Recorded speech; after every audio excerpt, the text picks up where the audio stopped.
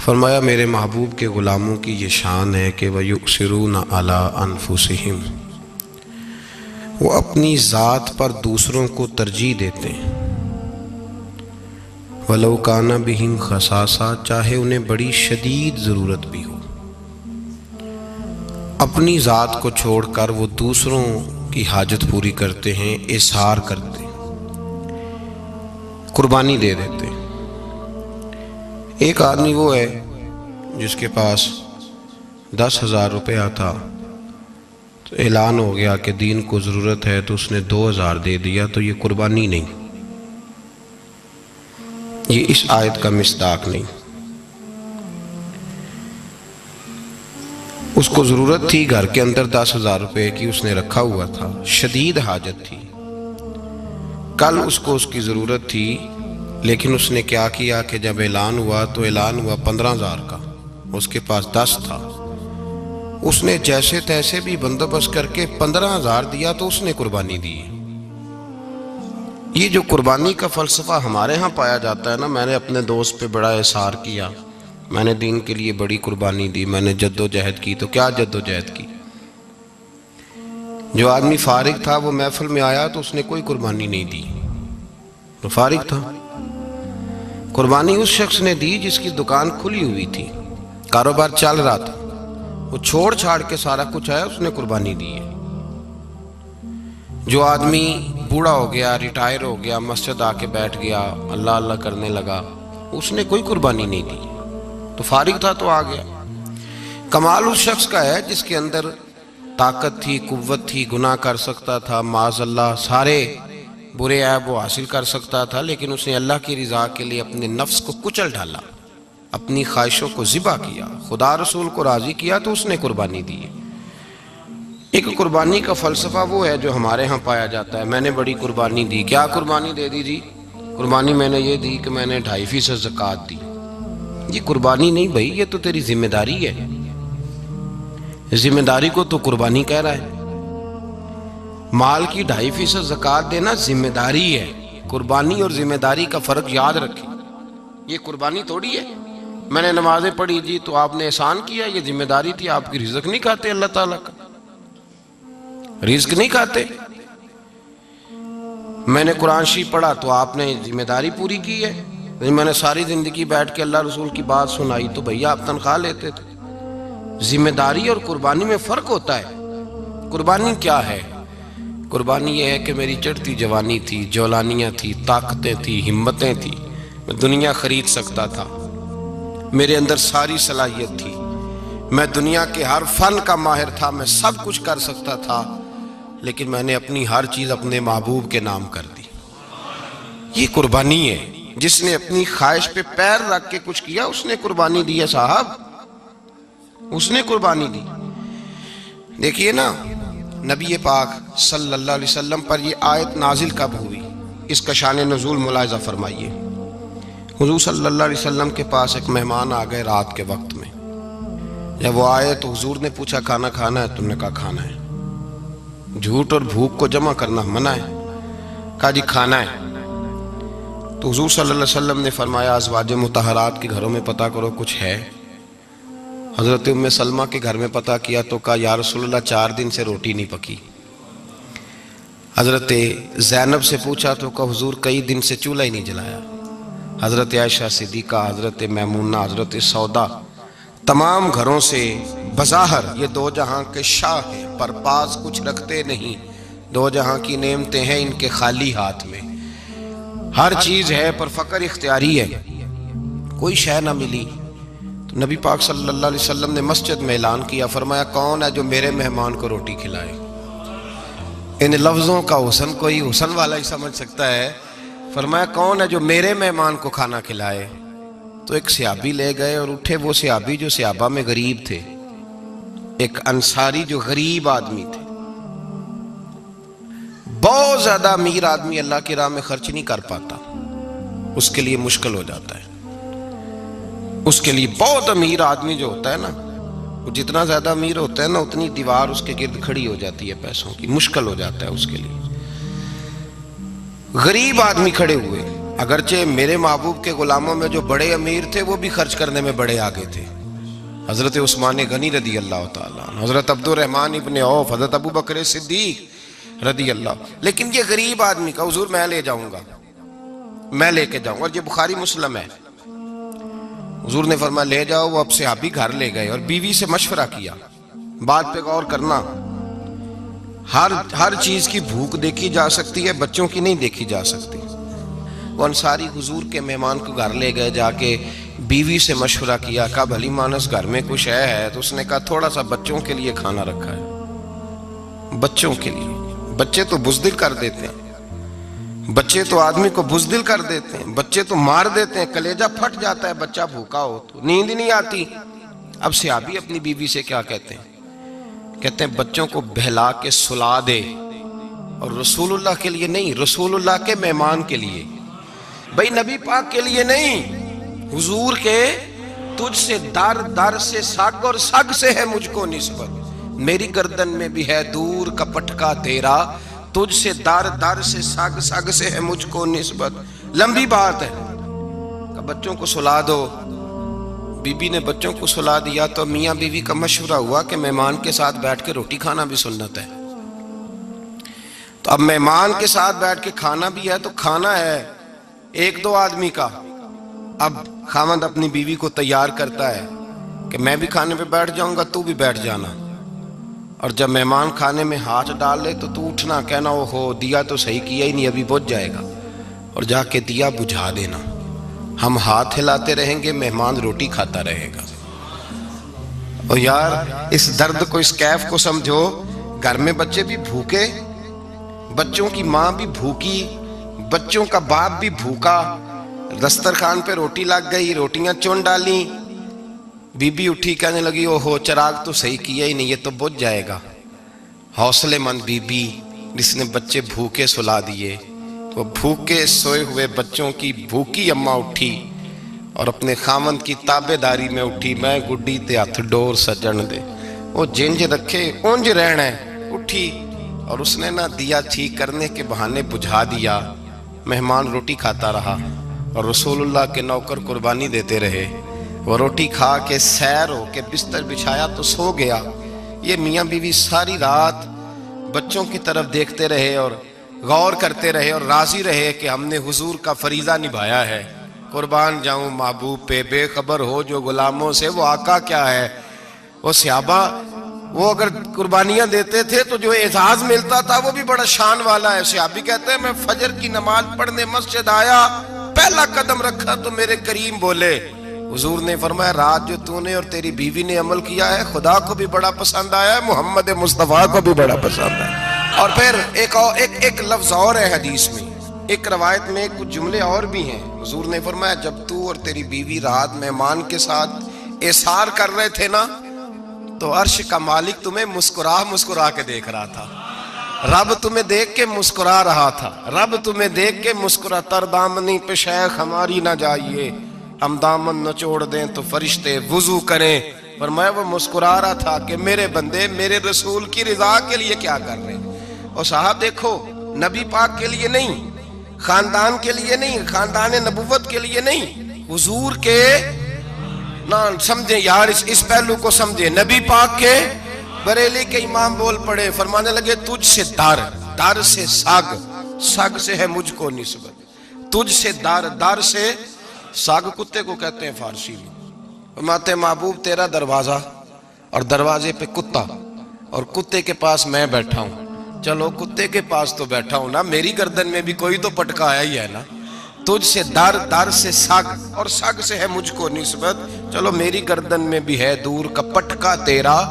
قرآن مجید بول اٹھا، رب کریم نے فرمایا حبیب یہ تیرے غلام وہ ہیں کہ وَيُقْصِرُونَ عَلَىٰ أَنفُسِهِمْ وَلَوْ كَانَ بِهِمْ خَصَاصَةٌ۔ فرمایا ان کا حال یہ ہے کہ جس چیز کی شدید حاجت ہوتی ہے وہ بھی اپنے بھائیوں پہ قربان کر دیتے ہیں، وہ دے دیتے ہیں تیرے نام پہ۔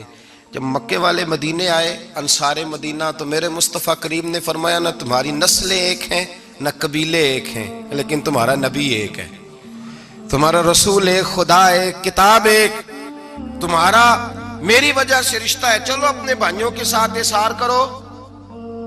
چلو احسار کرو. اگر کسی کے 2 مکان تھے تو اس نے ایک اس کو دے دیا جو مکے سے آیا تھا. 2 باغ تھے تو ایک دے دیا. کسی کے پاس ایک تھا تو آدھا بانٹ کے دے دیا. ہر چیز تقسیم کر دی. حالات بدل جاتے ہیں. حالات بدل جاتے ہیں. تلک الایام نداولھا بین الناس. اللہ لوگوں کے درمیان دن بدل دیتا ہے. حالات بدل گئے.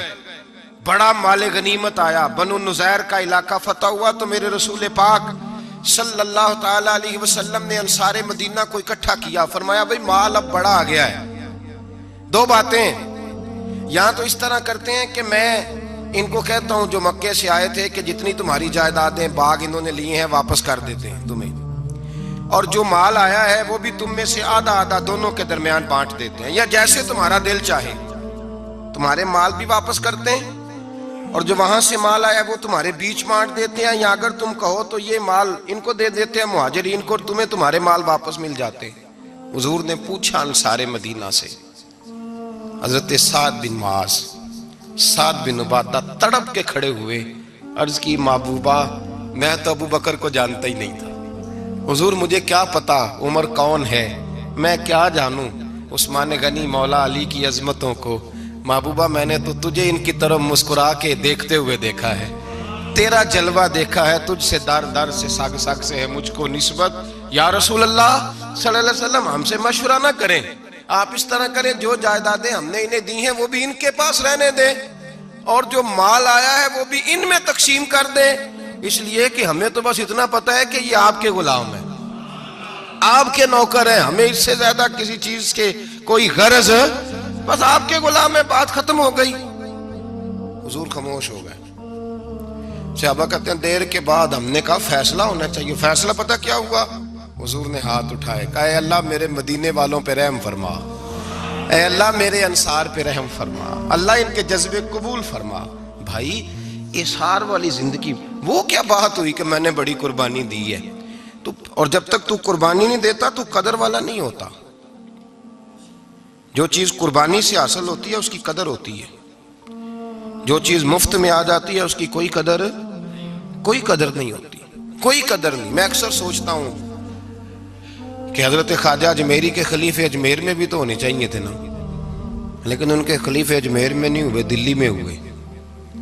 تو میں سوچتا ہوں دلی والوں کے خلیفے دلی میں ہونے چاہیے, لیکن دلی میں نہیں ہوئے, پاک پتن میں ہوئے. تو پاک پتن والوں کے یہاں ہو جاتے. وہ اس لیے کہ قربانی جو دیتا ہے نا, جو دور سے چل کے آتا ہے وہ قربانی کرتا ہے, قربانی دیتا ہے, اس کو قدر زیادہ ہوتی ہے. ہم نے کسی شے کے لیے کبھی قربانی نہیں دی, نہ دین کے لیے, نہ قرآن کے لیے, نہ مسجد کے لیے, نہ شیخ کے لیے, نہ طریقت کے لیے. قربانی تو ہے ہی نہیں. تو جو شے مفت ملتی ہے اس کا نہ مزہ آتا ہے نہ قدر ہوتی ہے. جو چیز قربانی کر کے لیتے ہو نا, قربانی کر کے, اس کی قدر ہوتی ہے. کسی لیے کہا تھا کسی درویش نے, اس نے کہا تھا قدر نبی دا ایک کی جانن دنیا دار کمینے, قدر نبی دا جانن واگے سو گئے وچ مدینے. ان سے پوچھو نا, ان سے پوچھو ان حضرات کو کتنی قدر تھی. قربانی اپنی زندگی میں دینا سیکھیں. ایک ہوتی ہے بندے کی ذاتی خواہش, اس کو کچلنا بڑا مشکل ہوتا ہے. قربانی بڑی ضروری چیز کا نام ہے, اور جو قربانی دینا سیکھ جاتا ہے وہ بچ جاتا ہے. کتیا 6 بچے جنم دیتی ہے لیکن قربانی نہیں نہ دیتی بچوں کی, تو ریوڑ نہیں بنتے, اجڑ نہیں بنتے. بکری 2 بچے پیدا کرتی ہے اور سال کے بعد ہزاروں بچوں, لاکھوں بچوں کی قربانی دیتی ہے, پر پھر بھی جدھر جاؤ بکرے ہی بکرے نظر آتے ہیں. جو قربانی دینا سیکھ جاتا ہے نا, یزید نے کوئی قربانی نہیں دی, اس لیے کوئی شخص بھی کھڑا ہو کے نہیں کہتا, حالانکہ 14-15 بیٹے تھے یزید کے, کوئی بھی کھڑا ہو کے نہیں کہتا میں اس کی نسل میں سے ہوں. امام حسین نے ساری قربانی دے دی. ایک زین العابدین بچے تھے, پوری دنیا میں اللہ نے سید عطا فرمائے ہوئے ہیں. جو قربانی دینا سیکھ جاتا ہے وہ بچ جاتا ہے. ہم نا قربانی کیا, ہمارے پاس تو اضافی شے ہے وہی دینے کو تیار نہیں. جب آپ تیار ہی نہیں تو سودا ہی نہیں کر, آپ نکلے ہی نہیں میدان میں, تو حاصل کیسے ہو؟ حصول تو تب ہوگا نا جب آپ کوئی انویسٹمنٹ کریں گے. تو آپ انویسٹ ہی نہیں کر رہے تو بھائی آپ نے پودا ہی نہیں لگایا تو پھل کیسے ملے؟ قربانی نہیں دی تو وہ درجہ کیسے ملے؟ اس کے لیے تو قربانی ضروری ہے. اب تمام صحابہ کی زندگی پڑھ لیں، حضرت ابو بکر سے لے کر حضرت بلال تک، یہ سارے قربانی والے ہیں۔ آپ تمام اولیاء کی صفت پڑھ لیں، غوث اعظم، جیلانی، داتا علی اجویری، خواجہ معین الدین، یہ سب قربانی والے لوگ ہیں، قربانی دیتے رہے تو بچے ہوئے ہیں۔ ان کے جو ساتھ تھے وہ بھی قربانیوں والے تھے۔ قربانی حصہ ہے طریقت کا، قربانی ضروری ہے، اور ہمارے صوفیاء تو کہتے ہیں جس شخص نے تصوف میں آ کے قربانی نہیں دی۔ بزرگوں کے پاس ایک شخص آیا، غالباً خواجہ نظام الدین محبوب الہی کی بات ہے، میرے ذہن میں نام پورا نہیں سما رہا، تو ایک مرید نے آ کے کہا حضور زکوٰۃ کتنی دینی ہے؟ فرمایا 2.5%۔ تھوڑی دیر کے بعد حضرت نصیر الدین چراغ دہلوی آ گئے، کہا حضور اللہ کے راستے میں کتنے دینے ہیں؟ فرمایا 50%۔ ایک ساتھی قریب بیٹھا تھا، اس نے کہا پہلے کے لیے 2.5% کا فتویٰ تھا، اس کو کہہ دیا دے دے۔ چند منٹ گزرے تو حضرت امیر خسرو بھی آ گئے، کہا حضور زکوٰۃ کتنی دینی ہے؟ فرمایا جو ہے سارا ہی لے آ، تیری 100% ہے۔ تو وہ ساتھی جو قریب بیٹھے تھے اس نے کہا بابا فتوے علیحدہ علیحدہ ہیں۔ فرمایا فتویٰ ایک ہی ہے، بندے علیحدہ علیحدہ ہیں، فتویٰ ایک ہی ہے، مجھے پتہ ہے کون کتنے دے سکتا ہے، وہ جس کو میں نے 2.5% کہا ہے وہ بھی جا کے حساب کتاب کرے گا، اس نے 2.5 بھی پورا نہیں دینا۔ فرمایا جس امیر خسرو کو میں نے کہا نا سارا لے آ، اس کا دل کرے گا میں اپنا مکان بھی توڑ کے لے آؤں۔ میں نے فتویٰ ایک ہے، بندہ دیکھ کے بات کی ہے۔ بھائی قربانی نہیں ہے، اظہار ہی نہیں ہے، جذبہ ہی نہیں ہے، ہمارا مزاج ہی نہیں ہے۔ لیکن نا یہ اب ایک تو شریعت کی قربانی ہے نا، یہ تو اس پہ بھی لوگ بڑا سوچیں گے، اس پہ بھی لوگ بڑا سوچیں گے، فتوے پوچھتے پھریں گے کہ جی میرے اوپر تو ابھی میں نے تو 15,500 قرضہ دینا ہے، دوں کہ نہ دوں، کون سی دوں؟ فتوے پوچھیں گے، دینے کی دفعہ فتوے پوچھیں گے اور لینے کی دفعہ چھٹی، جو آتا ہے آنے دو۔ کبھی لینے کی دفعہ بھی فتویٰ پوچھنا صاحب کہ یہ مجھے اتنا مال آ رہا لے لوں کہ نہ لوں، وہ لے لیا، قابو کر لیا، جب دینے کی باری آئی تو فتویٰ اظہار کریں، اور اظہار صفت ہے مسلمان کی، یہ اظہار کرنے لگتا ہے تو بچنے لگ جاتا ہے، اس کا فائدہ ہونے لگ جاتا ہے، قربانی دینے لگ جاتا ہے تو بچ جاتا ہے۔ کسی نے کہا تھا سن اے مسلمان، یہ نقطہ فیض قرآنی میں ہے، عظمت و اسلام اور مسلم صرف قربانی میں ہے۔ اگر تو جینا چاہتا ہے تو قربان ہو، اپنے مزاج میں قربانی۔ اور ایک عیسائی اسکالر تھا امریکہ کا، صرف ایک حدیث پڑھ کے مسلمان ہو گیا، کلمہ ہی پڑھ گیا۔ حدیث کیا ہے؟ جنگ یرموک ہے۔ تو 7 صحابہ زخمی ہیں، چور چور زخموں سے لیٹے ہوئے، گرمی بڑی شدید ہے، العطش العطش، پیاس پیاس پیاس پکارے ایک صحابی۔ ایک آدمی دوڑا دوڑا آیا، پانی کا برتن ہاتھ میں ہے، اس کے منہ کے قریب پانی کیا تو قریب ایک اور زخمی نے کہا میں بھی پیاسا ہوں۔ زخموں سے چور چور شخص نے، میدان میں پڑے ہوئے آدمی نے کہا یار پہلے اسے پلا دو، وہ زیادہ پیاسا ہے۔ وہ کہتا ہے میں جب اس کے پاس گیا، اس کو پانی دینے لگا تو ایک آدمی قریب سے اور بولا یار میرے تو زبان پہ زخم ہے، دوڑ کے آؤ، بڑی پیاس۔ کہتا میں نے پانی کا کٹورا اس کے قریب جو کیا تو چوتھا بول پڑا، اس نے کہا ادھر لے جاؤ یار میرا گزارا ہو جائے گا، کام چل جائے گا۔ وہ کہتا 5واں بول پڑا تو چوتھے نے انکار کر دیا، میں نہیں پیوں گا، پہلے اس کے پاس لے جاؤ۔ کہتا حد ہو گئی، 7ویں تک میں آیا، اور جب میں 7ویں تک آیا تو پہلے نے پھر چیخ ماری۔ تو فرماتے ہیں وہ 7واں کہنے لگا نہیں ادھر لے جا یار، اس کو پیاس زیادہ لگی ہوئی ہے۔ کہتے ہیں جب میں اس تک گیا تو وہ جام شہادت نوش کر چکا تھا۔ پلٹ کے دوسرے کے پاس آیا تو وہ بھی فوت ہو گیا، تیسرے کے پاس آیا تو وہ بھی رب کریم کی بارگاہ ناز میں حاضر ہو گیا، 7 شہید ہو گئے۔ تو پانی کا کٹورا میرے ہاتھ میں رہا، میں کبھی آسمان دیکھتا، کبھی زمین دیکھتا، کبھی پانی دیکھتا، کبھی میں ان 7 شہیدوں کے چہرے دیکھتا، پھر دل میں خیال آیا یہ تو گردنیں کاٹنے والے تھے، یہ تو ایک دوسرے کو قتل کرنے والے تھے، یہ تو خون پینے والے تھے، آج یہ سارے اس لیے کر رہے ہیں کہ سارے محمد عربی کے غلام بن گئے، رسول اللہ صلی اللہ علیہ وسلم کے نوکر بن گئے۔ وہ کہتا میں نے حدیث پڑھی تو میں مسلمان ہو گیا۔ میں نے کہا یہ جذبے دنیا دار بندہ پیدا نہیں کر سکتا، یہ جس نے جذبہ پیدا کیا ہے وہ اللہ کا سچا رسول ہے۔ میرے بھائی اظہار کا مزاج پیدا کریں، قربانی تو نہیں رہی معاشرے میں، اظہار ہی تو نہیں ہے۔ ہم روایتیں پڑھتے ہیں سنتے ہیں، لیکن آپ یقین کریں پنکھے کے نیچے مسجد میں کوئی دوسرے کو جگہ دینے کو تیار نہیں. پھر پنکھا ہے نا چل رہا ہے تو کوشش ہے کہ مجھے عین اس جگہ ملے جہاں پنکھا چل رہا ہے. اتنا بھی احسار کرنے کو لوگ تیار نہیں، اتنا بھی. اور درجے بڑے بڑے لینے چاہتے ہیں، بڑے بڑے درجے. وہ ہمارے پاس لوگ آتے ہیں، 2-4 لفظ لکھے ہوتے ہیں نا نام کے ساتھ، کوئی علامہ لکھ دیتا ہے، کوئی پیر صاحب لکھ دیتا ہے، تو لوگ بڑی باتیں پوچھ لیتے ہیں. کئی دفعہ آ کے پوچھتے ہیں میرا زیارت کرنے کو دل کرتا ہے. میں کہتا ہوں یار تو نے آخری سیڑھی پہ پیر رکھ دیا ہے، بالکل آخری پہ. دل تو تیرا جس چیز کو کرے گا تو وہ کرنے لگ جائے گا. پہلے شروع تو حضرت جنید بغدادی رحمت اللہ تعالی علیہ، وہ دریا کنارے کھڑے تھے تو آپ دریا کے اندر پیر رکھا آگے جانے کے لیے. یہ اعلیٰ حضرت نے لکھا ہے واقعہ ملفوظات شریف میں. دریا پار کرنے کے لیے پیر رکھا تو ایک شخص کہنے لگا حضور مجھے بھی ساتھ لے لیں. آپ نے فرمایا میں دریا پار کروں گا تو اس طرح کرنا، میرا کرتا پکڑ لے اور یا جنید یا جنید کہنا شروع کر دے. یا جنید یا جنید. اس پہ فتویٰ بھی لگ جاتا ہے پر کیا کرے، اب مسئلہ تو صحیح ہے نا. تو پیر میرا پیچھے سے کرتا پکڑ لے اور یا جنید کہہ. وہ کہتا ہے پیر رکھا نا حضرت نے پانی میں تو میں بھی پیچھے.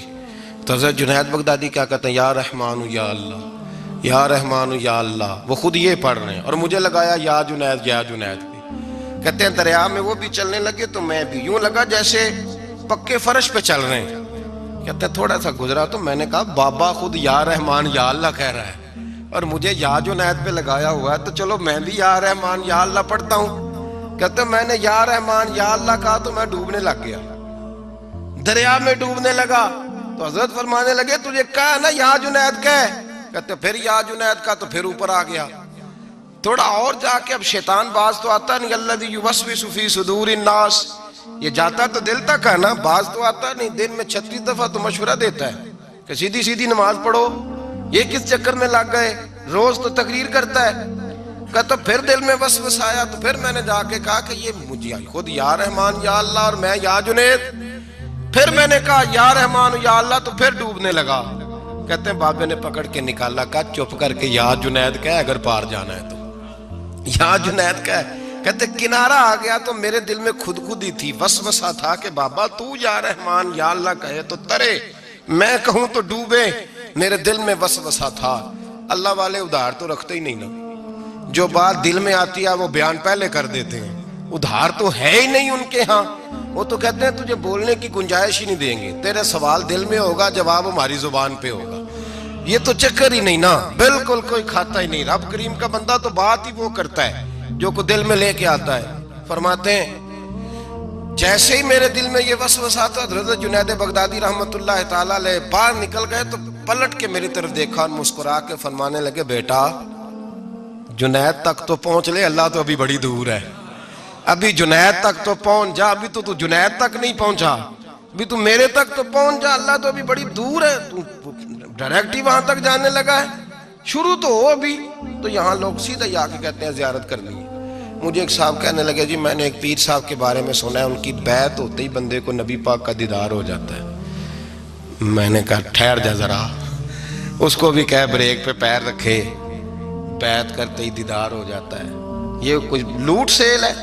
زندگی گزر جاتی ہے انسان کی، مر جاتا ہے، اور جس کو حضور کا دیدار ہو پھر بچ جائے، پھر قائم رہے، پھر اس کی زندگی نہ بدلے، پھر اس کا دنیا سے کوئی تعلق رہ جائے. یہ پوچھ ابو بکر صدیق سے جنہیں دیدار ہوا تھا، جب دیدار ہوا تو یار رہا ہے، باقی کوئی شے بھی نہیں رہی، پھر محبوب رہے اور کچھ بھی نہیں بچتا. تو وہ کس طرح کا ہے جو دیدار بھی کراتا ہے اور پھر کہتا جاؤ دکان بھی کھول لو جا کے؟ یہ کیسی بات؟ وہ ایک منزل ہے، وہ اپنی جگہ پہ آ کے آتی ہے، اور یہی بہتر ہے کہ پردوں میں وہ پردہ پوش رہے. وہ اگر پردے اٹھا دے تو کسے ہوش رہے، پھر مشکل ہو جاتا ہے معاملہ، مشکل ہو جاتا ہے. تو بھائی یاد رکھیں، قربانی دینا سیکھیں، اثار کرنا سیکھیں اور صفر سے شروع کریں. زندگی میں ہم لینے کے چکر میں پڑ جاتے ہیں تو نقصان اٹھاتے ہیں. عقل کے گھوڑے کم دوڑائیں، محبت کے ساتھ عمل زیادہ کریں، دماغ کا استعمال کم کریں اور عمل زیادہ کریں، زیادہ عمل کریں، ورنہ شیطان تو نماز بھی نہیں پڑھنے دے گا. وہ تو کہے گا کہ جناب چلو ٹھیک ہے اللہ نے معاف ہی کر دینا ہے نا. تو کچھ بھی نہیں کرنے دے گا۔ دماغ کا استعمال کم کریں اور عمل زیادہ کریں، جد و جہد زیادہ کریں، اظہار کریں، قربانی کریں، اپنی زندگی میں کریں، کسی کے لیے کچھ اظہار کریں، کسی کو کچھ دیں۔ یہ جو ہم اولاد کے لیے قربانی دیتے ہیں نا، تو یہ قربانی نہیں ہوتی، یہ لالچ ہوتا ہے، یہ سودا ہے۔ پتہ ہے آپ کو، یہ سودا ہے۔ ہم بچپن میں ان کی خدمت کریں گے، یہ بڑھاپے میں ہماری خدمت کریں گے، تو یہ تو تجارت ہے، یہ کوئی اصول نہیں۔ میرے بچے بڑے ہو گئے تو مجھے خیر صلی اللہ، یہ تجارت ہے بھائی، یہ تجارت ہے، یہ قربانی نہیں، تو تجارت ہے۔ یہ آپ جو کر رہے ہیں یہ تو کمیٹی ڈال رہے ہیں آپ، اور چونکہ نیت یہ ہوتی ہے خدمت کی، تو پھر نصیب والوں کو خدمت ملتی ہے، قسمت والوں کو ملتی ہے۔ ورنہ بچے کہتے ہیں ابا جی ٹھیک ہے آپ نے ہماری خدمت کی تو سارے کرتے ہیں، آپ نے کوئی نوکی تھوڑی کی ہے، چھٹی آپ وہاں بیٹھیں، چائے ملے گی وقت پہ پہنچے گی، لیکن آپ مداخلت نہ کریں کسی چیز کے اندر، تجارت نہ کریں، اظہار کریں، قربانی کریں۔ ہمارے صوفیاء یہ کہتے ہیں اولاد سے بھی توقع نہ کرو خدمت کی، نہ توقع کرو، بس یہ کہو کہ میرا رب مجھے بڑھاپے۔ دیکھیں نا نبی پاک صلی اللہ علیہ وسلم نے دعا مانگی، اے اللہ ارذل العمر ہونے سے بچا، عمر کے اس حصے سے بچا جس میں دوسروں پر انسان بوجھ بن جاتا ہے، دعا مانگ۔ تو یہ لالچ بھی نہ کبھی زندگی میں رکھیں کہ میری فلاں آدمی خدمت کرے گا، یہ لالچ بھی برا ہے، اس پر بھی توجہ نہ کریں۔ اپنی دنیا آپ پیدا کر اگر زندوں میں ہے، سر آدم ہے، ضمیر کن فکاں ہے زندگی، یاد رکھیں۔ ہوش آنے سے لے کر اپنا یہ ذہن بنا لیں کہ میں آج سے اپنے آپ کو خود چلاؤں گا، میں سایہ دوں گا، بھکاری مان کے کبھی کسی سے سہارا مانگوں گا نہیں، سہارا دیں، کسی کے لیے قربانی دیں، اظہار کریں، جد و جہد کریں۔ جو چیز آپ کے بس میں ہے وہ تو ہے، جو بس میں نہیں اس میں بھی کوشش کرنے کی آپ کوشش کریں، تگ و دو کریں۔ قربانی سے انسان سنور جاتا ہے، بن جاتا ہے۔ اللہ تبارک و تعالی ہمیں سنورنے اور بن جانے کی توفیق عطا فرمائے۔